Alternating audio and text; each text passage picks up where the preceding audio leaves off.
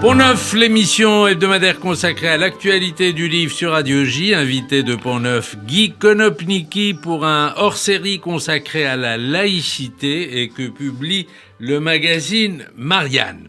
Guy Konopnicki, bonjour. Bonjour. Merci d'être avec nous. Vous êtes rédacteur en chef à Marianne et ce hors-série que vous avez réalisé a cherché à aller dans tous les coins et à éclairer à la fois l'aspect historique, l'aspect politique, l'aspect religieux, et on va commencer par l'histoire. On terminera d'ailleurs avec ce sondage très inquiétant sur les lycéens et la laïcité. Vous faites donc un rappel historique de ce qu'est la laïcité. Les fondations remonte à la Révolution. Elle ne commence pas avec Jules Ferry, ni avec la loi de 1905 sur la séparation de l'Église et de l'État, mais pour vous, elle remonte à la Révolution. Elle remonte à la Révolution, même si le terme laïcité sera inventé plus tard. Mais la laïcité commence quand on va fonder la loi. Pour la première fois dans l'histoire de l'Europe, on va fonder une loi sans référence à une doctrine religieuse. Ça s'appelle la Déclaration des droits de l'homme. Il n'y a aucune référence à une doctrine religieuse. Et un des articles de la Déclaration des droits de l'homme dit « Nul ne pourra être poursuivi à raison de ses opinions religieuses ». Ce qui veut dire que la religion n'est plus qu'une opinion alors que nous sortons d'une monarchie de droit divin. Et donc, la laïcité commence aussi par l'abolition du droit divin. Avant même l'abolition de la monarchie, d'ailleurs. Parce que dans la constituante de 1789, où il n'est pas encore question d'abolir la monarchie, ça viendra plus tard, en raison de l'attitude du roi en grande partie, mais dans la constituante de 89, le roi doit devenir roi des Français, prêter serment sur la Constitution, le droit divin est aboli. Mais surtout, les assemblées de la Révolution vont créer la citoyenneté. La citoyenneté, la même pour tout le monde, c'est-à-dire il n'y a pas de juifs, il n'y a pas de protestants, il n'y a pas de catholiques, on a la même citoyenneté. Le débat de la réintégration des protestants et de l'intégration des juifs est aboutit à ça, c'est-à-dire on a une citoyenneté même pour tous. Avec l'émancipation des minorités religieuses dans le triptyque. Et avec l'émancipation c'est-à-dire que les Juifs qui vivent en France à l'époque sont assignés à résidence. L'un des motivations de l'abbé Grégoire, qui joue un rôle fondamental dans la citoyenneté, l'accès des Juifs à la citoyenneté, c'est qu'il a fait un travail sur le ghetto de Metz, où 4000 personnes, officiellement, parce que 4000 personnes, c'est la déclaration fiscale, s'entassent dans un tout petit périmètre au bord de la Moselle. Et donc, sont soumis à des taxes, etc. Tout ça est terminé. Voilà, ils sont des citoyens comme les autres, ils peuvent habiter où bon leur semble. Comme sont terminées les guerres religieuses, parce qu'on ne se souvient pas toujours que cette laïcité, elle est le produit de lutte, elle est le produit de guerre, elle est le produit de massacre, avec le spectre de la Saint-Barthélemy que vous évoquez et que vous analysez dans ce hors-série. Il y a un traumatisme national qu'on retrouvera chez Michelet, chez Alexandre Dumas, bien après la Révolution, qui est ces guerres de religion. C'est des dizaines de milliers de morts. En une seule nuit à Paris, c'est 1500 à 3000 morts. Mais, dit Michelet, la Saint-Barthélemy n'est pas une nuit, c'est une saison. Ça dure pendant 3 mois. Pendant 3 mois, vous avez les massacres systématiques partout, etc. Voilà. Ça se termine par une première tentative, non pas de laïcisation, mais de coexistence, de tolérance, l'édit de tolérance, quoi, que l'édit de Nantes. Mais Louis XIV l'abroge.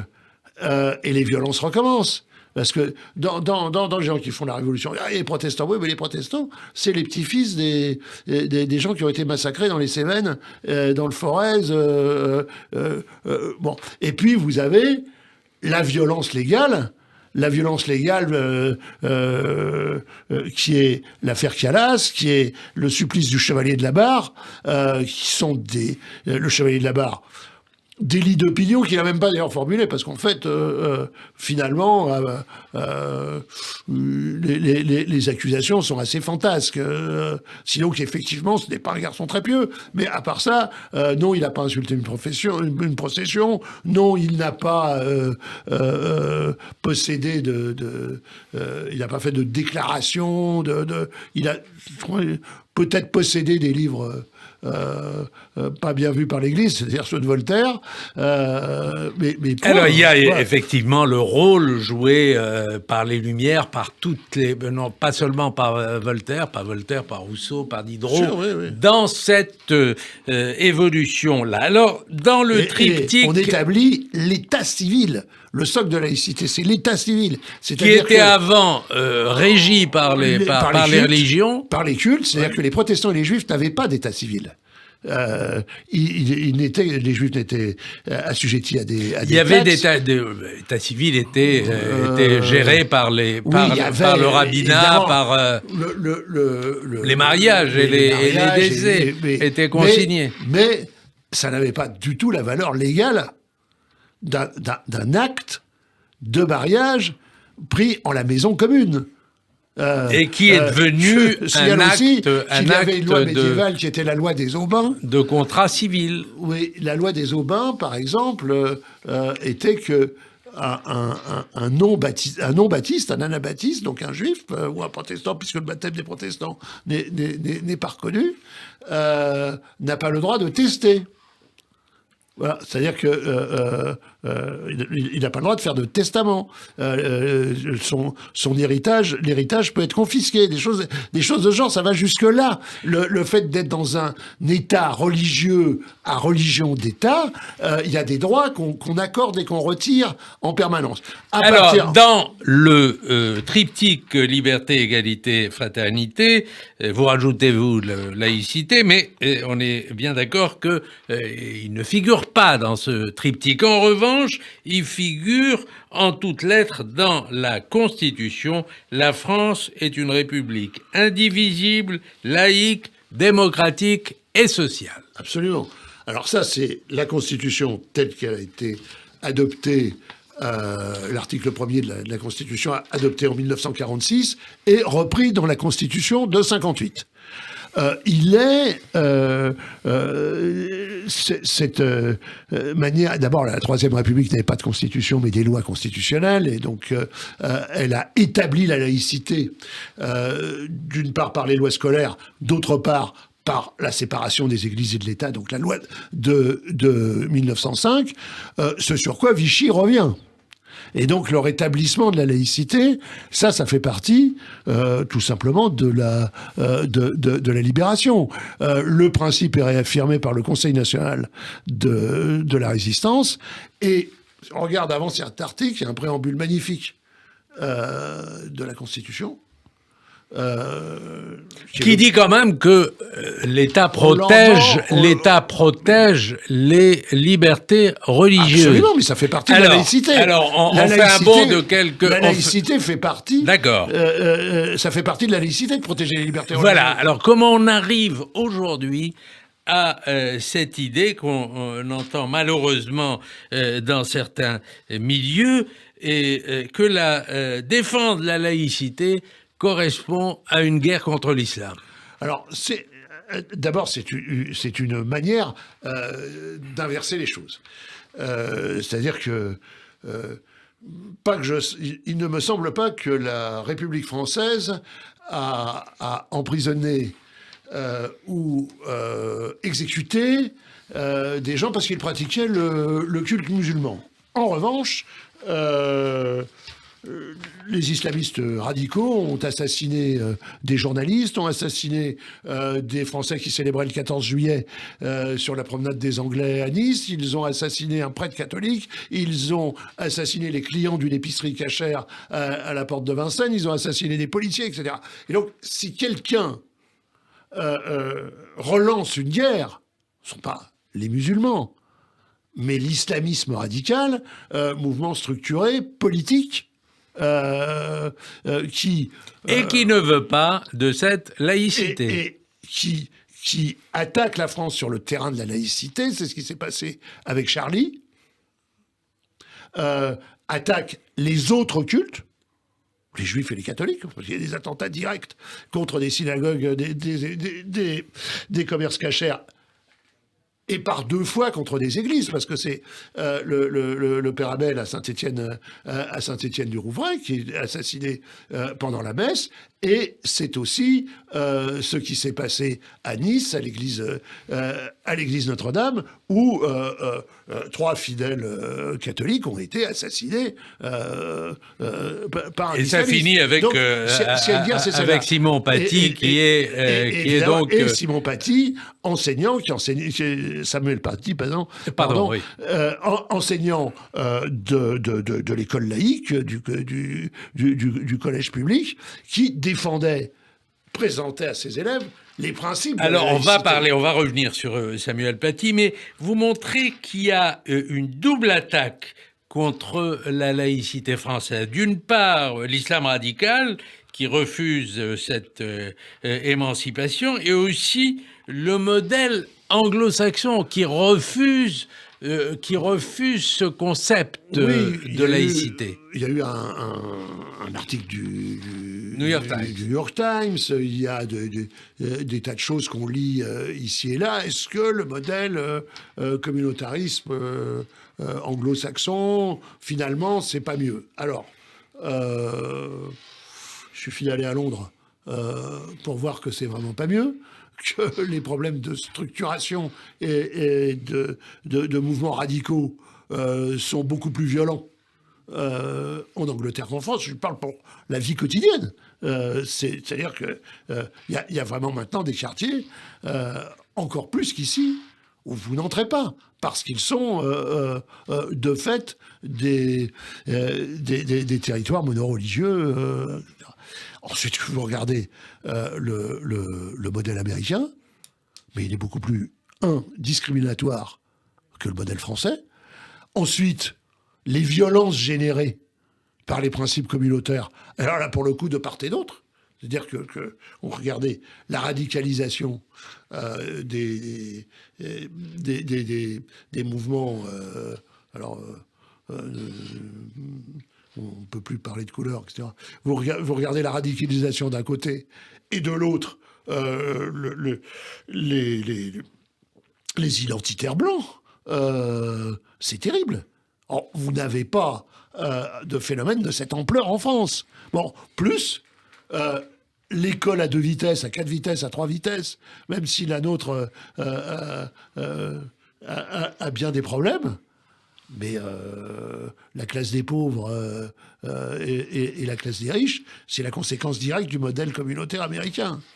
Alors, on va parler de l'entretien avec Manuel Valls parce qu'il est très intéressant, il va au cœur des choses, mais juste un côté un peu anecdotique, c'est qu'il y a un grand article sur le blasphème où il est dit qu'à partir du XVe siècle, les grandes épidémies sont vécues comme des punitions, comme des punitions divines contre les vices humain, dont en premier lieu le blasphème. On est déjà dans le complotisme, on est déjà dans ce qu'on aurait pu appeler le QAnon de l'époque. Oui, on a toujours été... C'est-à-dire que le complotisme n'a pas attendu Twitter, quoi. Il y a toujours eu des explications du monde diaboliques par c'est la main du diable ou c'est la punition de Dieu. Alors ça traverse effectivement l'histoire du monde, et pas seulement l'histoire du christianisme, de l'islam,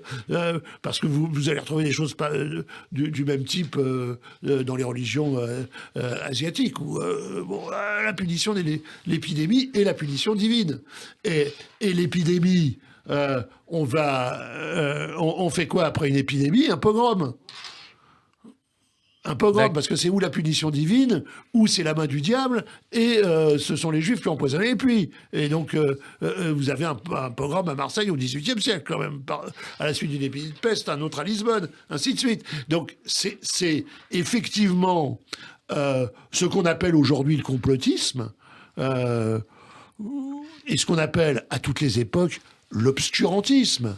Voilà, Alors, il y a l'entretien avec Manuel Valls. Je voudrais qu'on passe un petit moment là-dessus parce que Manuel Valls continue aujourd'hui à se vouloir un lanceur d'alerte, à dire que la laïcité reste un combat et à dénoncer les atteintes à la laïcité partout. Il cite notamment un chiffre très inquiétant, 60% des jeunes musulmans français continuent à penser que la charia doit être placée au-dessus des lois de la République. Il aurait pu citer d'ailleurs aussi, mais c'est un sondage récent, c'est celui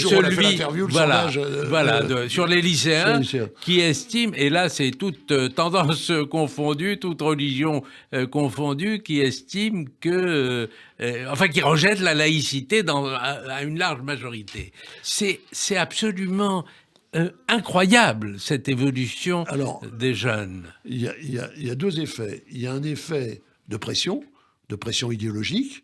Il y a eu une pression idéologique colossale. C'est-à-dire, rappelez-vous qu'au lendemain de l'attentat de Charlie Hebdo, nous sommes des millions dans les rues. Nous sommes des millions dans les rues à dire non. La France, c'est la liberté d'expression. Et vous allez avoir très vite, ça commence par quelques intellectuels radicalisés, et puis des gens qui vont être élus députés quand même, Daniel Obono. Il y a tout un mouvement qui dit « nous ne sommes pas Charlie ». Voilà. Et il y a, alors ça c'est l'effet pression. Oui, c'est affreux de les avoir tués, mais tout de même, il fallait pas insulter les musulmans, il fallait pas insulter le prophète, il fallait pas, etc. On va entendre ça de plus en plus fort dans tous les milieux. Et puis, je crois et notamment des pressions sur les enseignants. Et notamment des pressions sur les enseignants. Le moment où, avant, Samuel Paty, qui lui a été soutenu par la principale du collège, mais en revanche, les parents d'élèves, c'est absolument terrifiant, le processus qui va conduire à sa mort quand même. Ce sont les parents d'élèves qui se mobilisent contre lui. Ce sont des parents d'élèves qui le désignent. Et quand le tueur recruté par un imam va à la porte du collège, ce sont des élèves qui vont lui désigner la cible. Et moyennant. L'enquête n'est pas encore totalement terminée. Il y a des choses qui sont que nous ne connaissons pas parce qu'il y a fort heureusement un secret de l'instruction. Mais visiblement, il y a toute une série d'éléments sur les complicités directes de parents, puisque certains ont été écroués, mis en examen, etc. Donc, il y a l'effet terreur, c'est-à-dire est-ce que mon prof doit mourir pour une caricature pour une caricature du prophète? On a ça quand même, c'est terrible. Oui.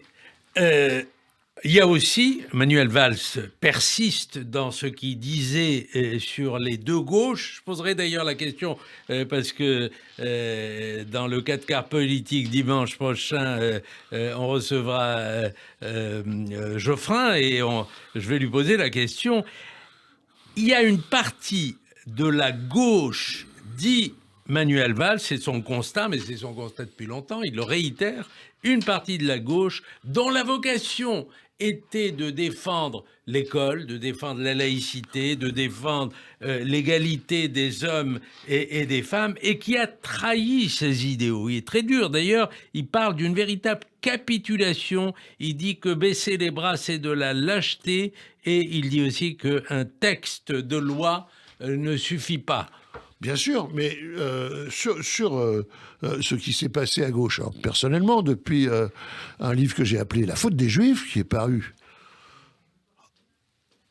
en 2001, voilà, et donc qui est entre les attentats islamistes en Israël, et donc où le terrorisme change de nature, parce que ce n'est plus...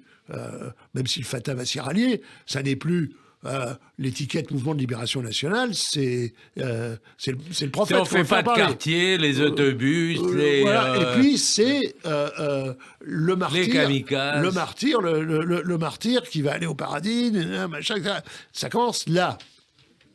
Et ça continue, évidemment, au World Trade Center, les tours jumelles de New York. Et là, vous avez une partie de la gauche à Paris qui manifeste et qui n'est pas gênée par le drapeau du Hamas dans la manifestation, dans cette manifestation-là, vous avez des groupes de jeunes islamistes qui crient « Nous sommes tous des shahids », ça commence là. Effectivement, une partie de la gauche. Et puis vous avez cet autre aspect qui est la démission. C'est donc, alors il y a cet aspect-là, la partie de la gauche qui, par antisioniste, va aller vers l'islamisme, ce qu'on appelle à juste titre des islamo-gauchistes. Moi, j'assume tout à fait l'expression, parce que ça existe. Ouais. Comment vous définissez Madame Danielle Obono, députée France Insoumise? Moi, j'appelle ça une islamo-gauchiste. Je n'ai pas de question là-dessus. Et vous avez aussi cette gauche qui a été d'ailleurs beaucoup... La deuxième gauche, ça je trouve Valls courageux et fort dans son évolution, parce qu'il est en grande partie issu de ce qu'on a appelé la deuxième gauche, qui est alors sur l'autre côté, c'est-à-dire sur le modèle libéral. Et effectivement, ils ont abandonné, et ça vous donne la circulaire Chèvre-Chou de Jospin, en 1989. Mais ça donne aussi le texte.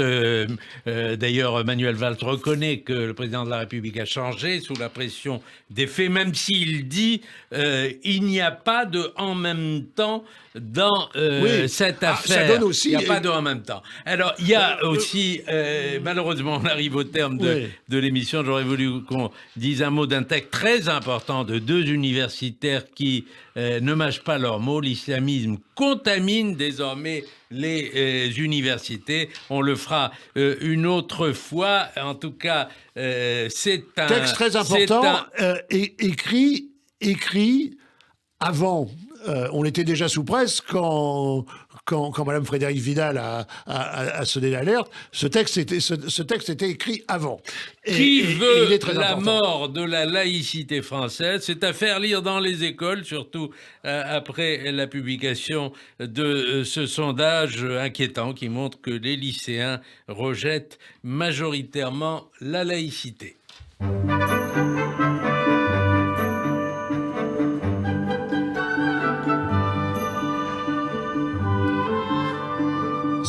Merci Guy Konopnicki pour Neuf, l'émission hebdomadaire consacrée à l'actualité du livre sur Radio J. Bonne journée et prenez soin de vous.